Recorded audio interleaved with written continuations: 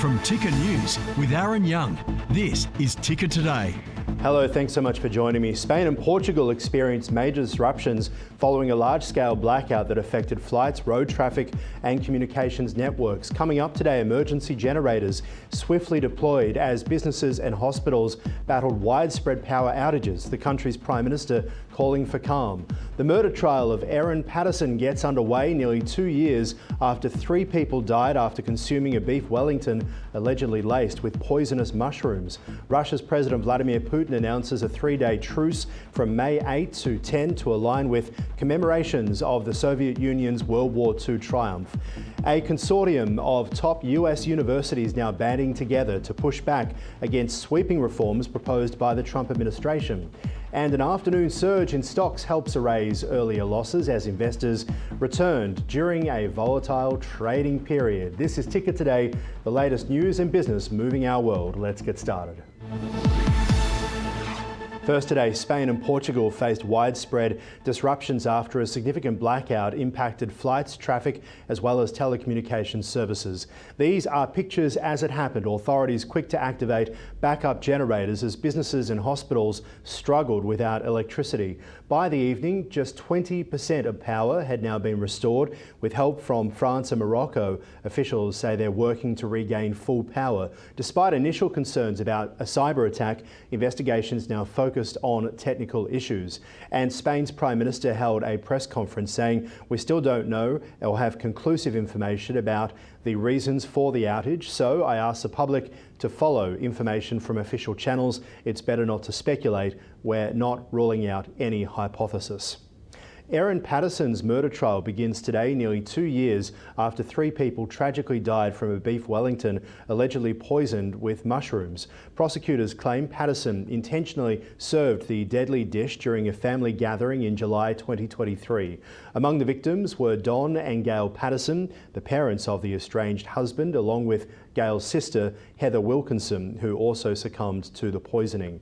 Only one guest, Ian Wilkinson, survived after a lengthy hospital stay. As jurors are now selected in Morwell, the high-profile case expected to attract significant media attention and could last up to 6 weeks. President Trump is set to sign a new executive order targeting sanctuary cities and states that do not fully comply with federal immigration laws. The order will require the Attorney General and Homeland Security Secretary to compile a list of jurisdictions within a month. Those named could face cuts in federal funding and legal repercussions for failing to align with federal policies.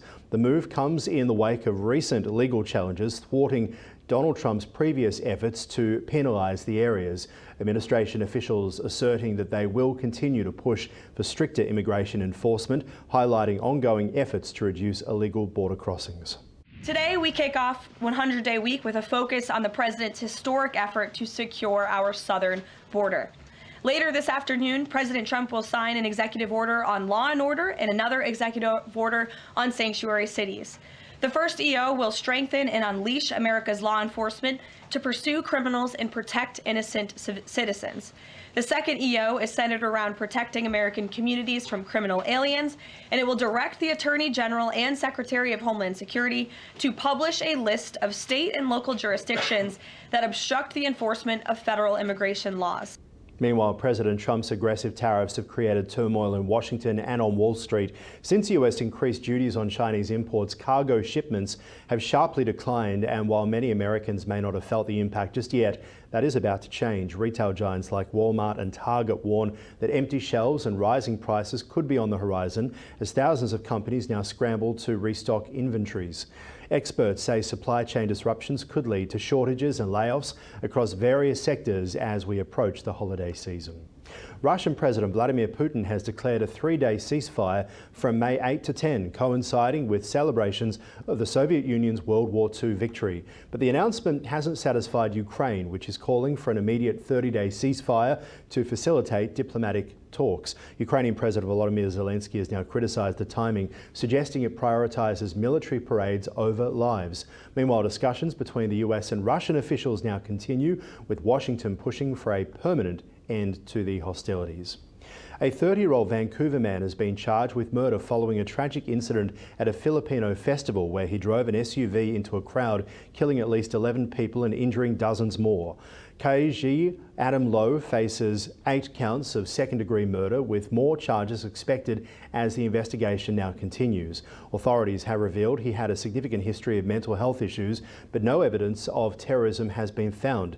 Vancouver's interim chief constable described this as one of the darkest days in the city's history as the community now mourns, and in that show of solidarity, people coming together at the scene of the incident. A coalition of elite US universities is rallying together to resist the Trump administration's demands for sweeping changes in academia. The group, composed of around 10 prestigious universities, is determined to safeguard their academic independence, particularly over admissions and hiring practices. Concerns have intensified after recent government funding threats, particularly aimed at Harvard regarding accusations of anti-Semitism.